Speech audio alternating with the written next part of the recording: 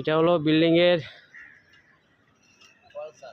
ফল ছাদ। হ্যাঁ, এটা হলো ফল ছাদ, মানে বাথরুমের উপরে যে ফল ছাদ করা হয়, এটা হলো ফল ছাদ।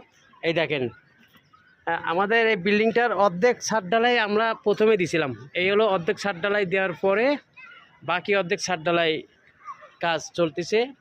তো এখানে এই মানে এক পাশের যে বাথরুমের উপরে যে ফল ছাদগুলো, এই হলো ফল ছাদের রড বাঁধা হয়েছে ইতিমধ্যে, এখন ঢালাই দিবে। হ্যাঁ, এই যে ঢালাই মিক্স করতেছে এখানে। ঢালাই এই হলো ঢালাই মশলা ডালে এখানে মিক্স করছে, তবে পানির অংশটা একটু বেশি হয়ে গেছে। হ্যাঁ, এই যে ঢালাই দিচ্ছে, ঢালাইতে একটু পানি বেশি হয়ে গেছে। এই পেপারগুলো ফেলে দিতে হবে না? আচ্ছা, লাগলে তাহলে পেপারগুলো আপনি ফুটিং আটকাই দেন। ওইখানে ওই যে বড় বড় ফুটিং দেখা যায়, ওই যে বড় বড় ফাঁক। আচ্ছা মিস্ত্রি সাহেব, তাহলে এই যে ফল ছাদটা দিচ্ছেন আপনি একসাথে, এটা কি বিল্ডিং এর জন্য ভালো হবে? হ্যাঁ, কোনো সুখ নাই, একটানে হয়েছে। এটা বিল্ডিং এর জন্য আবার মানে টানাটা খুব ভালো হয়েছে না? তাহলে এই বাথরুম 4টা বাথরুম, মানে 4টে রুমের 4টে বাথরুম। এই যে এখানে দেখেন ঢালাইয়ের প্রক্রিয়া চলতেছে।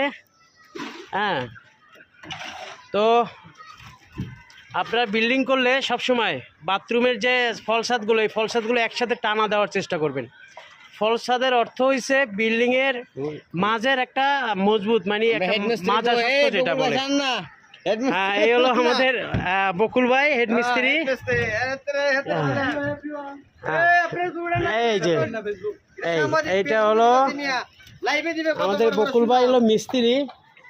তো বকুল ভাই, এই যে আপনি যে কাজটা করলেন, এই কাজটা কি সঠিকভাবে করা হইতেছে? হ্যাঁ, আচ্ছা। এই যে আপনি এখানে এই রিন্টনের দুই পাশে যে সাপোর্ট, এই যে ইউ দিছেন, এটা এই রড দিয়ে বানাইছেন, এটা ভালো হয়েছে, শর্টকাটের মধ্যে হয়ে গেছে না? এটা হলে দ্রুত হয় কাজ। হ্যাঁ, কোনো বান্ধা প্রক্রিয়া, প্যারাক মারার কোনো প্রক্রিয়া কোনো হয় না।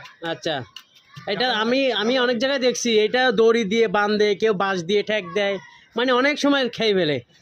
হ্যাঁ, তো এখানে খুব দ্রুত হয়ে যায় কাজ। আমরা সাইকেল ফোরম্যান আছে, এই তরি তো এই চান না আপনি। এই যে এই ফোরম্যান, এই ফোরম্যান ঢালাই দিচ্ছে, দেখেন এই যে মশলা মাখতেছে।